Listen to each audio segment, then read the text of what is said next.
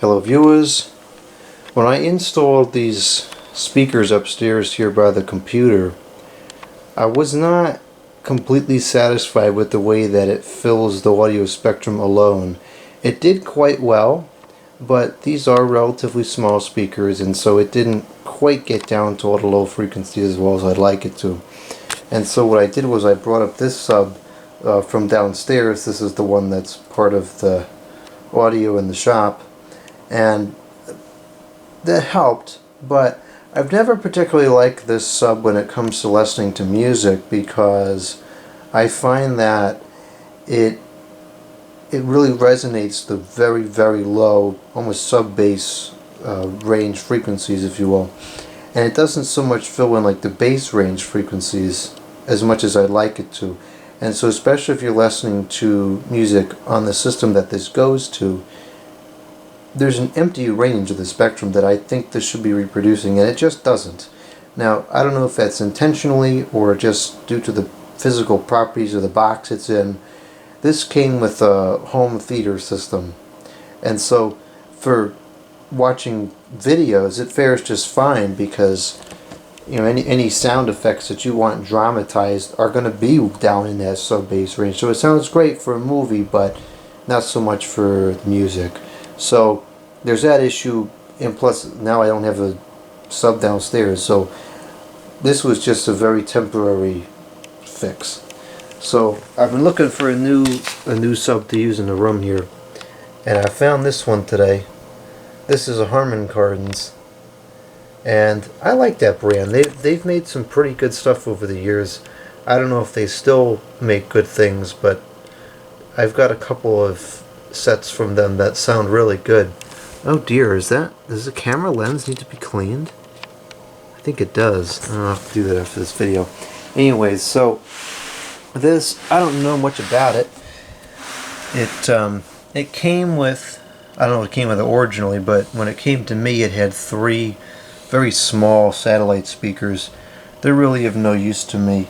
It also came with this power cord. Maybe they're not maybe they're active speakers. I find that hard to believe, but I don't know. Anyways, they're never going to be used as far as I can see, so I'm not too concerned about those right now. But anyways, there's the model number, and so yeah. So anyways, what I'm going to do here is I'm going to show how we're going to connect this, because this particular amplifier here, and it's not really an amplifier, it's typically a receiver, but we're just going to use the term loosely for simplicity. This does not have a dedicated sub port on it, and there's some controversy about connecting subs to audio equipment, as there is controversy in almost anything within the audio world.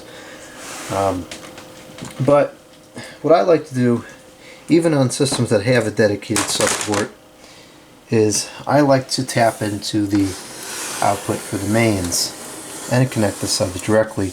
This way you eliminate the possibility of there being any discrepancy between, or maybe latency is a better terminology, any difference in the signal that's going through the sub port versus what's going out through the mains, because sometimes there can be a very slight difference and it's noticeable. So what I have here is, this is an RCA to open leads cord, and we have 2 inputs, left and right audio. You could get away with just doing 1 channel and it would be perfectly fine, but I have to order more of these cords anyways. I have another project I need 2 of these for, so even if I only use 1, I'd still have to buy more, so I might as well just use both of them.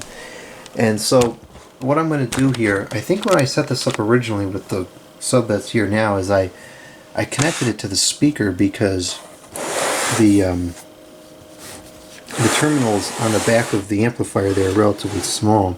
So I connected it here because this is an easier area to make the connection, and I think I'm going to go ahead and do that on the other side as well, because there's probably a reason why I did it like that initially, and if it's going to save me a little bit of grief, I'm just going to do it over here as well. Now you can do this because this is an active subwoofer, So it doesn't draw any power per se. It's not taking any of the signal away from what's coming out of the amplifier. It's just taking the signal.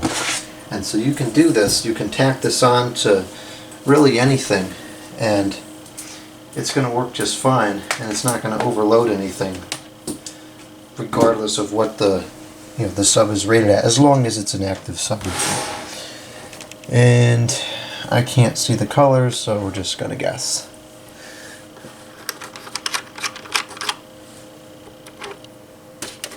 And no, this is not the right kind of wire that's connecting the main speakers, but you know, that's what I have, so that's what I used.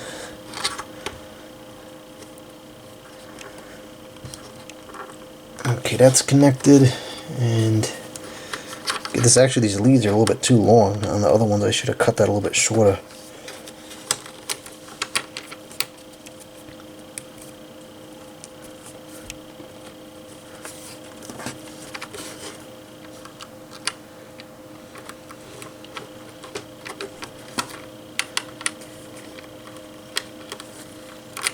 Oh dear, that didn't even go through the daggone hole.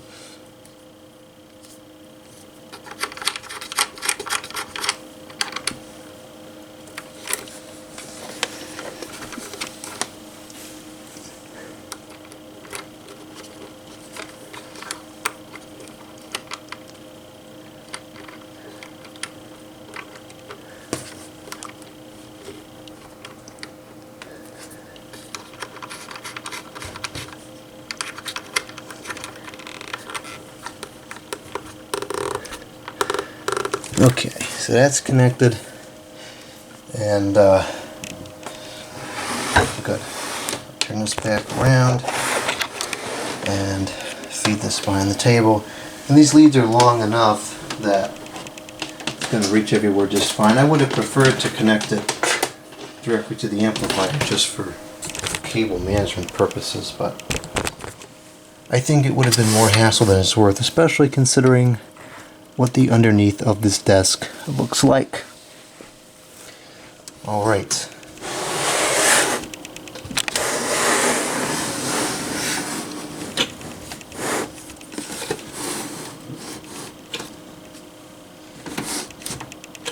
Okay, good. So now we're going to go under the desk, and you see what I'm talking about in regards to the who cares about the cable management at this point. You know, I clean this up and then I install something else, and then I have to move everything around, and it turns into a disaster. So at some point it's like, why don't I even bother cleaning it up anymore? Okay, let's see here. Where does this existing sub plug into?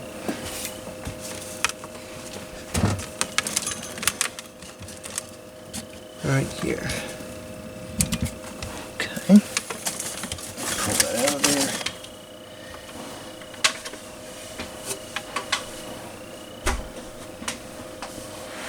And this is a little flaky here, the way this is going to sit, because as far as I know it, there's no guard on here.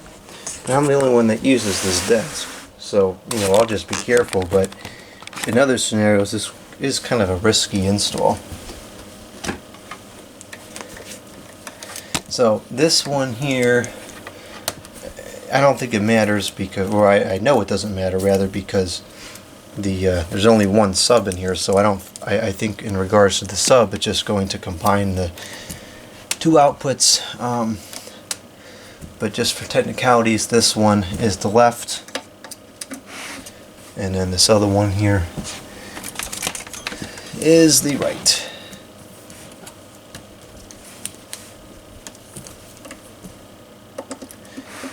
And the volume thing here, we're going to have to adjust that later. I'll have to listen to some music and see what's a good volume level to keep it at.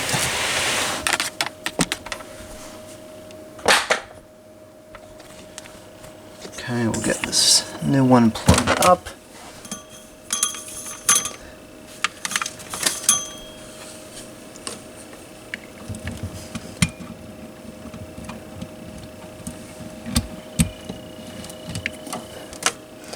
How long does it take? A computer professional to plug in a cord. Oh, we've got to be up to at least 30 seconds now. There we go. Okay. That was ridiculous. Oh dear. Now, there goes my cable modem, just came unplugged. I don't know, we're gonna have to wait 25 minutes before the internet comes back on. Which is fine, I'm not using the internet right now. Okay. Alright, now I want to push this back as far as I can. And yeah, it's not great. And I'm a little bit concerned about the heat building up back here. But it may not be an issue because this is not a set that I listen to very loudly. So chances are it'll be just fine. So, okay, let's go ahead and power this on. Okay, it's on.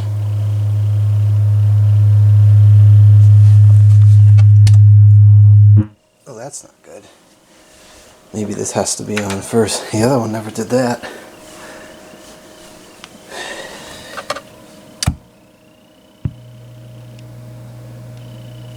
Alright. And let's play music. Oh, that's too loud.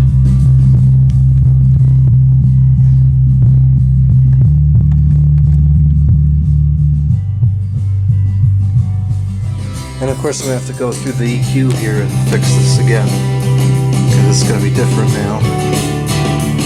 I'll play with this later, but it works.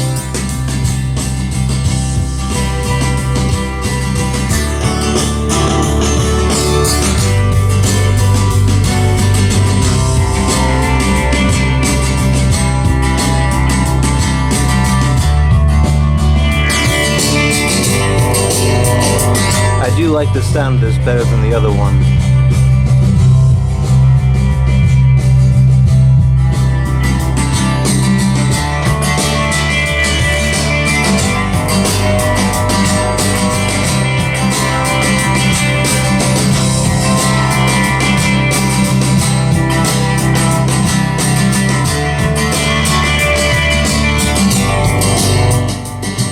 Alright, so that works. Let's see if it does that feedback thing again if I turn this off. That was weird. I don't know why I did that. Well, anyways, that works. And I do think it sounds better than the other one did for music, so alright, that'll work. Not bad. Not bad at all.